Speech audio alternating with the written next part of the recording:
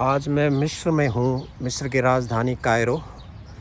वहाँ पे एक जगह है हीलियोपोलिस। आप पढ़ेंगे यहाँ लिखा हुआ है हीलियोपोलिस वॉर सेमेट्री 1939 टू 1945। इसका मतलब ये वर्ल्ड वार 2 के जितने भी शहीद हैं उनकी याद में ये सेमेट्री बनाई हुई है। इंडिया की तरफ से एक बहुत बड़ी आर्मी ब्रिटिशर्स के साथ में जो अलाइड फोर्सेस थी वर्ल्ड वार 2 में, जर्मनी के और इटली जापान के ख़िलाफ़ जो वर्ल्ड वार था उसमें बहुत बड़ी संख्या में इंडियन सोल्जर्स ने हिस्सा लिया था और बहुत जाने गई थी। यहाँ इजिप्ट में ही जो इजिप्ट और फ़िलिस्तीन, जो north Africa, Egypt north Africa का है और उसके साथ में लगता हुआ फ़िलिस्तीन, वहाँ पे जो बैटल्स हुई थी उसमें लगभग 4000 सैनिकों ने बलिदान दिया था। 4000 इंडियन सैनिकों ने।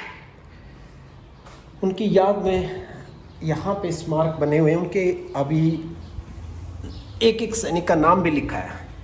यहाँ लिखा है भारतीय सेना के सम्मान में तथा मिस्र और फ़िलिस्तीन में शहीद हुए लगभग 4000 सैनिकों की अमर स्मृति में, जिनको युद्ध की परिस्थितियों के कारण ज्ञात और सम्मान युक्त कब्र भी न मिल सकी, ऐसे सैनिकों की याद में ये स्मारक बना है। आप देखेंगे कि यहाँ पे रेजिमेंट के साथ साथ हर शहीद का नाम स्वर्ण अक्षरों में लिखा है। मैं स्वर्ण अक्षर इसलिए कह रहा हूँ क्योंकि एक दूर देश में अपनी मातृभूमि को छोड़ के मानवता के लिए उस समय जो सही अच्छा लगा सेवा दी और अपनी जान दी। ऐसे सैनिकों का नाम अमर है और यहाँ जो लिखा हुआ है वो स्वर्ण अक्षरों में ही है। तो आप ये अंदाज़ लगा सकते हैं कि लगभग 4000 तो अपने इंडियन सोल्जर्स के हैं। वो राइट साइड में एक था मेमोरियल और एक यहाँ पे लेफ़्ट साइड में भी है। Royal horse and royal field artillery, 32nd lancers, 20th Deccan horse, ऐसे ही हर यूनिट का नाम लिखा हुआ है। तो ये एक तरह एक सेक्रेड प्लेस है। बड़ा गौरव महसूस होता है यहाँ आकर के। अंदर घुसते ही कि एज एन इंडियन आप एंटर कर रहे हैं तो पूरे देश के अंदर यहाँ पे हर एक को पता है कि जो कंट्रीब्यूशन हमारी सेना ने, भारतीय सेना ने दिया है, चाहे वो ब्रिटिश की तरफ से लड़ते हुए थी लेकिन मानवता के लिए थी। उन्होंने अपने ऑर्डर्स पूरे किए जो उनको ओथ दिलाई जाती है और विदेशी धरती पे जान दी है। आज ऐसे सैनिकों के मेमोरियल पे आके बहुत गौरव महसूस हो रहा है, बहुत गौरव।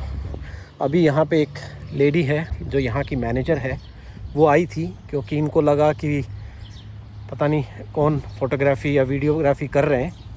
सो शी केम और उसका आके मेरे से बात करना, काफ़ी डिटेल में बात हुई।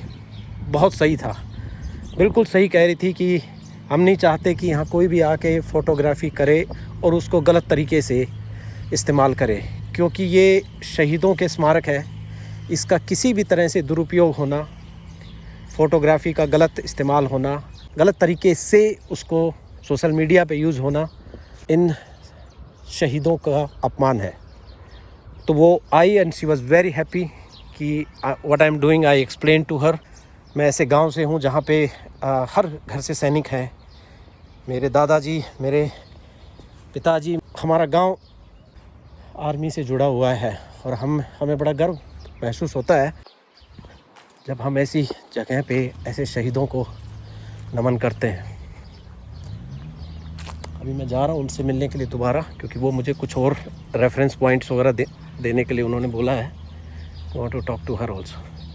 तो आप ये देख रहे होंगे, ये सब आइडेंटिफाइड हैं जो ब्रिटिशर्स थे। कहीं ना कहीं हमारे जो सैनिक थे उनका नहीं था नाम, जो कि अब I don't know, I think 1980s में या उसके बाद में गवर्नमेंट ने काफ़ी प्रेशराइज करके वो नाम निकाले हैं और घुसते ही हमारे हिंदुस्तानी सैनिकों का, शहीदों का नाम लिखा हुआ है। I feel very, very proud to be here today. I made sure that I must visit this sacred place. This is a sacred place. This is a sacred place, no doubt about that. ऐसे शहीदों को नमन। जय हिंद।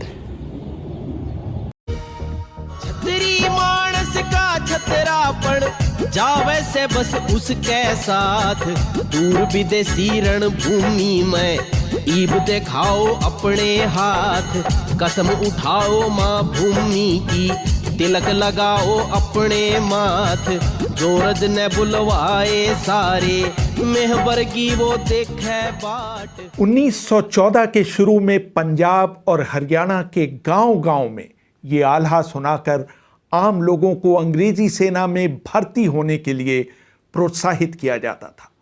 ये लड़ाई भारत में नहीं हो रही थी, लेकिन पंजाब और हरियाणा का मामूली किसान सिर्फ 15 रुपए महीने के लिए अपना घर-बार छोड़कर ब्रिटेन के लिए फ्रांस, ग्रीस, उत्तरी अफ्रीका, फलस्तीन और मेसोपोटामिया के मोर्चे पर लड़ने के लिए गया था।